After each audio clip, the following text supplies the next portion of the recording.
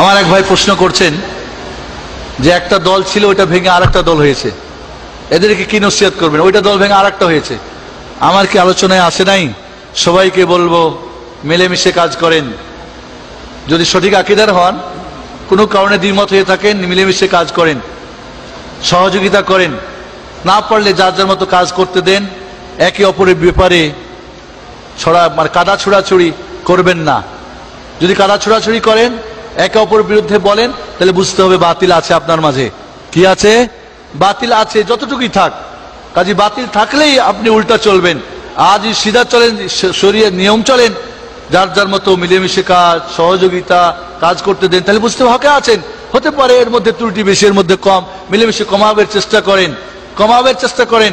অনেকে আমাকে বলে, শেখ আমরা 5 জন আহলে হাদিস হয়ে গেছি, সঠিক আকীদা দেখছি একটা মসজিদ বানাচ্ছে। না, মসজিদ বানাবে না। কে বলছে তোমাকে মসজিদ বানাতে হবে? কে ফতোয়া দিয়েছে তোমাকে মসজিদ বানাতে হবে? ওখানে নামাজ পড়ো, ওদের সঙ্গে উঠে বসো। তোমার সঠিকটা 10 জনকে দিতে চাও না? চাই, ওইখানেই থাকো, সবুর করো, যে আস্তে আস্তে আকীদা শুরু করো। প্রথমেই গিয়ে হাত উঠানো আর জোরে আমিন দিয়ে মসজিদের লোকজনকে আপনি ক্ষিপ্ত করবেন না। ধীরে ধীরে আস্তে আকীদার দাওয়াত করেন, ফাউন্ডেশন তৈরি করেন, দেখবেন আস্তে আস্তে ছোটখাটো গুলো সব ঠিক হয়ে যাবে ইনশাআল্লাহ। ধন্যবাদ। এক ভাই বলেছেন, বুখারী কিতাবুল এতেসামে লেখা আছে নাকি ইজমা হলো শরীয়তের দলিল, কথাটা কি ঠিক? বন্ধুরা, ইসলামের মূল হলো দুইটা, কোরআন এবং হাদিস। কোরআন এবং বিশুদ্ধ হাদিস।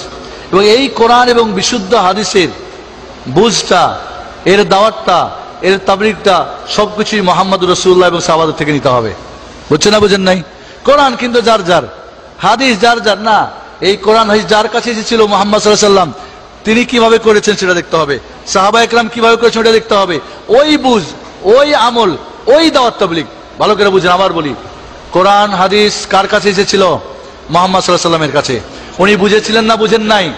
আমল করছিলেন না করেন নাই? দাওয়াত করছেন না করেন নাই? তাবলীগ করছেন না করেন নাই? ওই বুঝ নিতে হবে, ওই আমল নিতে হবে, ওই দাওয়াত তাবলীগ করতে হবে, যার যারটা বন্ধ করতে হবে। বোঝা গেছে না নাই? তাহলে কোরআন এবং বিশুদ্ধ হাদিস হলো উসুল উদ্দিন, এই দুটো হলো মূল। এর সহায়ক দুইটা, একটা ইজমা। ইজমা কি? কোন একটা নতুন বিষয় কোরআন হাদিসে সুস্পষ্ট নাই, উম্মতের সেই যুগের সবাই ঐক্যমত যদি পোষণ করেন। রাসূলের যুগে কোরআন লেখা হয় নাই, আবু বকরের যুগে ঐক্যমত হয়ে গেল কোরআন লিখতে হবে, এটা ইজমা হয়েছিল? হয় নাই। এটা শরীয়তের সহায়ক দলিল। সহায়ক দলিল, মূল দলিল কোরআন সুন্নাহ, এর সহায়ক কি? ইজমা। ওমরের যুগে তারাবির নামাজ জামাতবদ্ধ হয়ে চালু হয়েছে, আজও চলছে, ইজমা হয়েছে না হয় নাই?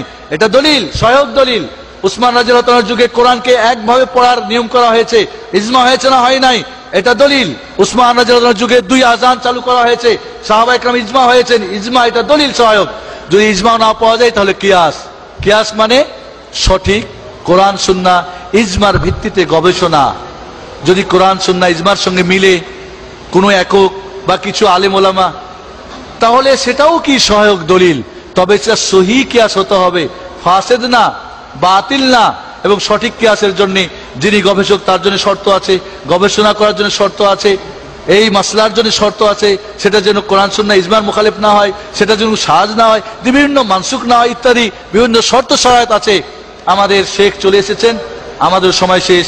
এখন আমরা আমাদের শেখের কাছ থেকে শুনবো ইনশাআল্লাহ। আল্লাহ যেন আমাদের কবুল করেন। ধন্যবাদ। আসসালামু আলাইকুম ওয়া রাহমাতুল্লাহ। আসসালামু আলাইকুম ওয়া রাহমাতুল্লাহি ওয়া বারাকাতুহু। বিসমিল্লাহির রহমানির রহিম। আলহামদুলিল্লাহি রাব্বিল আলামিন ওয়াস সালাতু ওয়াস সালামু আলা সাইয়্যিদিল মুরসালিন নবিয়িনা মুহাম্মদ ওয়া আলা আলিহি ওয়া সাহবিহি আজমাইন ওয়া বাদ।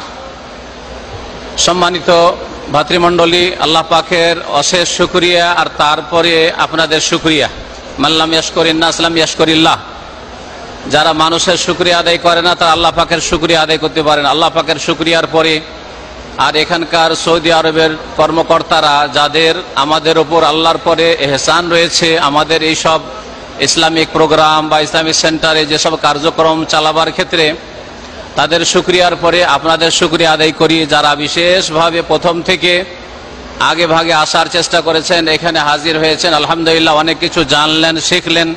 আল্লাহ পাক যেন আপনাদের এলমে বরকত দান করেন, আপনাদের আমলে বরকত দান করেন, আপনার ঈমানকে সতেজ করে দেন। আল্লাহ পাক রব্বুল আলমিনের কাছে দোয়া করি আল্লাহ পাক রব্বুল আলমিন আমাদেরকে সকলকে দিনের দায়ী হওয়ার তৌফিক দান করেন। আমাদের যেসব ভাইরা এখানে হাজির হয়েছেন অথবা অনলাইনে যারা শুনলেন তাদের জন্য দোয়া করি আল্লাহ পাক তাদেরকে দিনের দাওয়াত দেওয়ার তৌফিক দান করেন, দিনের আহ্বায়ক যেন আল্লাহ পাক তাদেরকে বানিয়ে দেন। আল্লাহ পাক রব্বুল আলমিন আমাদের রুজি রোজগারে বরকত দান করেন, দুনিয়াতেও বরকত দান করেন, আখেরাতে বরকত দান করেন।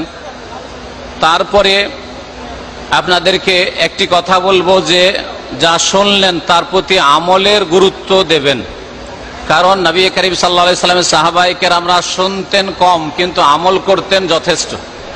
যা শুনতেন তার প্রতি যত্ন সহকারে আমল করতেন। আল্লাহ পাক আপনাদের সকলকে যেন কাজে পরিণত করার তৌফিক দান করেন, কোরআন এবং হাদিসের কথা তাওহীদ সুন্নাত মোতাবেক চলার তৌফিক দান করেন। আর বিশেষভাবে দোয়া করি মুসলিম মাজলুম ভাই বোনদের জন্য, বিশেষ করে ফিলিস্তিনি মুসলমানদের জন্য, সিরিয়ার মুসলমানদের জন্য, বর্মার মুসলমানদের জন্য আল্লাহ পাক তাদের হেফাজত করেন। ইহুদিদেরকে, আল্লাহ পাকের শত্রুদেরকে, আল্লাহর দ্বীনের শত্রুদেরকে, মুসলিমদের শত্রুদেরকে আল্লাহ পাক যেন ধ্বংস করেন। সুবহান রাব্বিকা রাব্বিল ইজ্জাতি আম্মা ইয়াসিফুন ওয়া সালামুন আলাল মুরসালিন আলহামদুলিল্লাহি রাব্বিল আলামিন। আর আপনাদের শেষখানে দাওয়াত থাকলো, আজকে সম্মেলন মানে শেষ না, আগামী কালকে বরং প্রতিদিন আমাদের সন্ধ্যা 5টা থেকে মাগরিব পর্যন্ত 1.5 ঘন্টা বা 5:30 থেকে 1.5 ঘন্টা 6:30 পর্যন্ত আলোচনা হতে থাকে, কিছু না কিছু পুরস্কার থাকে।